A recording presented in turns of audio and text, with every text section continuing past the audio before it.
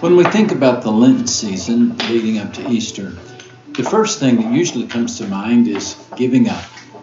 Jesus gave up his holy place in heaven to come down and live among us in our not so holy world. And every year during this time, we're called to give up something we cherish as a symbolic remembrance of what he gave up for us. That's a good and worthy practice. But perhaps we should reframe our thinking about the Lenten season. Maybe we should think of Lent as more of an extension of Christmas, a bookend really. And instead of being a season of giving up, we should think of it as a season of gifts.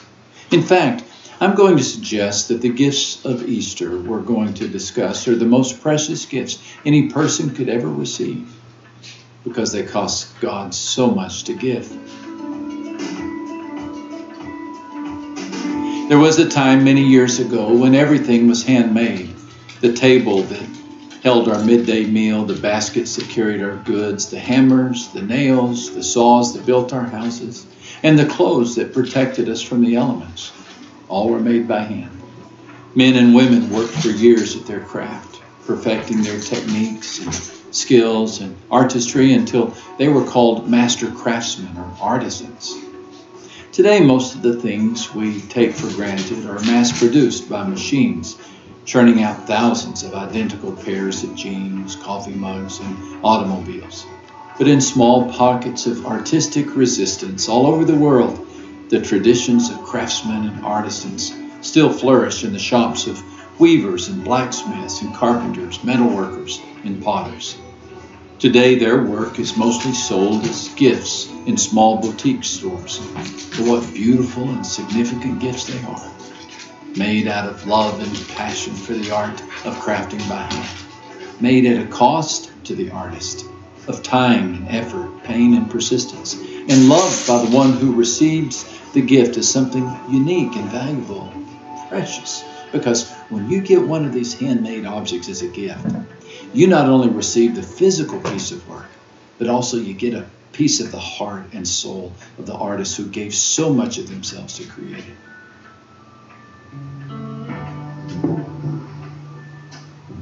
One of the oldest and most practical craftsman's skills is the art of basket weaving. In ancient days, in terms of usefulness to society, basket weaving was on the same essentials level as fire building and wheel making. Baskets were used as containers in every home. But they were also the original FedEx package for items carried by early traders from city to city. Plant materials ideal for the task included narrow leaves and fronds and vines. Most important, they needed to be pliable and strong. But there was often a catch.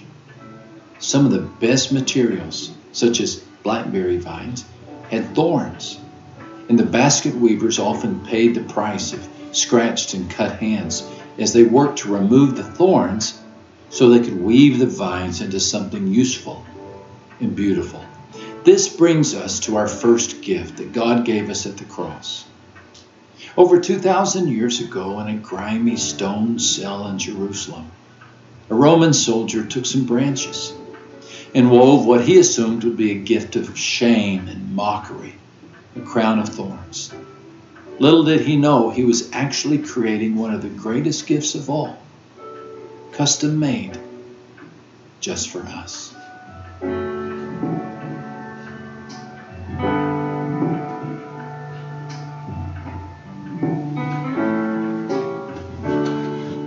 Have you ever wondered why God gives so much? We could exist on less. He could have left the world flat and gray. We wouldn't have known the difference. But instead, he splashed orange in the sunrise and blue in the sky. He made the birds sing. He gave the flowers their fragrance. He gave food its taste. God's gifts shed light on his good and generous heart. But his greatest gift of all, his greatest act of love for us, was in sending Jesus into our world. Just think for a moment how amazing this gift was and what God had to give up to make it happen. In that instant, when Jesus was born, God swapped eternity for calendars. We may search out the moment the first wave slapped on a shore or the first star burst in the sky, but we'll never find the first moment when God was God. The Bible tells us that God is beyond our understanding. The number of his years is past finding out. There was no moment when God was not God, for he is eternal. But when Jesus came, this all changed. For the first time, he heard a phrase never used in heaven. Your time is up. As a child, he had to leave the temple because his time was up. As a man, he had to leave Nazareth because his time was up. As the Savior, he had to die because his time was up. For 33 years, the stallion of heaven lived in the corral of time. And what about the fact that Jesus lived in a body? One moment he was a boundless spirit, equally present in Peking and Peoria, as active in Texas as Timbuktu. The next moment, he was flesh and bones, imprisoned in a human body, restricted by weary, prone muscles and eyelids. His once limitless reach was limited to the stretch of an arm. His speed checked to the pace of human feet. I wonder if he was ever tempted to reclaim his boundlessness in the middle of a long trip. Did he ever consider transporting himself to the next village? When rain chilled his bones, was he tempted to change the weather? When the heat parched his lips, did he give thought to popping over to the Caribbean for some refreshment? If he ever entertained such thoughts, he never gave in to them. Not once did Christ use his supernatural powers for personal comfort. Remarkable.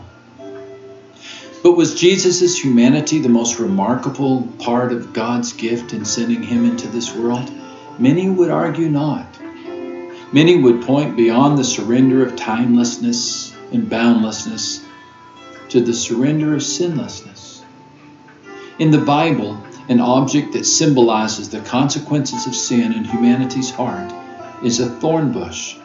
Back in Eden, when the shadow fell across the garden, the Lord said, I will put a curse on the ground, and the ground will produce thorns and weeds for you, and you will eat the plants of the field.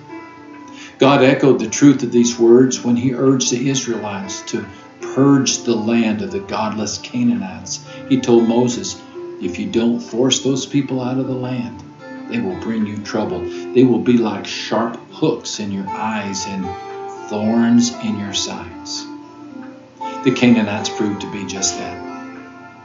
The Bible tells us rebellion results in thorns. Proverbs 22:5 states, evil people's lives are like paths covered with thorns and traps. Jesus even compared the lives of evil people to a thorn bush. In speaking of false prophets, he said, you will know these people by what they do.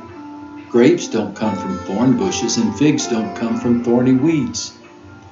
The fruit of sin is thorns, spiny, prickly, cutting thorns. So it's interesting, given this symbolism in the Bible, that when Jesus was crucified, the soldiers placed a crown of thorns on his brow.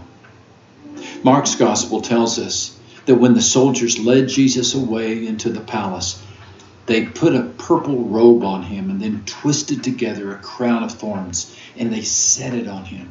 And they began to call out to him, Hail, King of the Jews! These unnamed Roman soldiers took branches, mature enough to bear thorns, nimble enough to bend, and they wove them into a crown of mockery. I emphasize the point of the thorns to suggest a point you may have never considered. If the fruit of sin is thorns, isn't the thorny crown on Christ's brow a picture of the fruit of our sin that pierced his heart? What is the fruit of sin? We'll step into the briar patch of humanity and feel a few thistles of our beastly nature. Shame, and fear and disgrace and discouragement, anxiety. Haven't we hidden away in the shadow of these brambles? The heart of Jesus, however, had not. As John tells us, God is light. In him there is no darkness at all.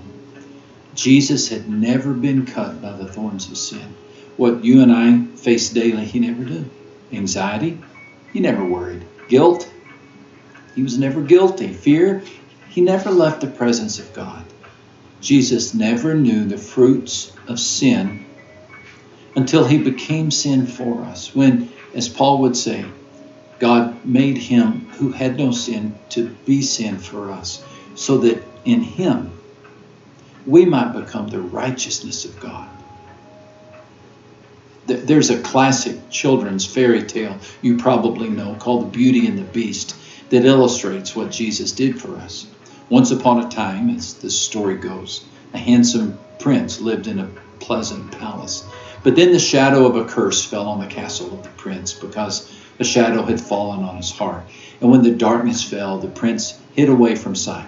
Secluded in his castle, the prince was left with a glistening snout and curly tusks and a bad mood. He looked like a beast and he acted like one. But all that changed when a girl came. She was, well, a beauty, stunningly gorgeous, contagiously kind. If ever two people lived up to their names, it was Beauty and the Beast. I wonder what would have happened to the Beast if the Beauty hadn't appeared. Better yet, what would have happened if she hadn't cared? And who would have blamed her if she hadn't? He was such a beast, hairy and drooling and roaring, defying, but she did care. And because the Beauty loved the Beast became more beautiful himself. Now all of us can relate to the Beast. There's something bad, something beastly within each of us. It wasn't always so. There was a time when humanity's face was beautiful and the palace pleasant. But that was before the shadow of the curse fell across the garden, before the shadow fell across the heart of Adam. Ever since the curse, we've been different. Beastly, ugly, defiant, angry. We do things we know we shouldn't do and wonder why we did them. But Paul tells us that we are by nature children of wrath. It's not that we can't do good, it's just that we can't keep from doing bad. In theological terms, we are totally depraved. Though we have been made in God's image, we're corrupt at the core. In the fairy tale, the curse ends when the Beauty kisses the Beast. But in the Bible, the Beauty does much more. He becomes the Beast, so the Beast can become the Beauty. Jesus changed places with us. The sinless one took on the face of a sinner so that we sinners could take on the face of a saint. And when Jesus did this, all the emotions of sin tumbled in on him like shadows in a forest. He felt anxious, guilty, and alone. Matthew tells us that when Jesus was crucified, he cried out in a loud voice, my God, why have you forsaken me?" Can't you hear the emotion in Jesus' prayer? These are not the words of a saint. This is the cry of a sinner. The crown of thorns, representing the consequences of our sin, reflected more than the depraved heart of the soldier who crafted it. This crown could have been made and should have been worn by every one of us. But it was not, thanks to the greatest gift of all. Why did God do all this? Why did he give us this gift? Well, the answer is simple. For God so loved the world that he gave his one and only Son, that whoever believes in him shall not perish, but have eternal life. God did it for us, just for us, because he loves us.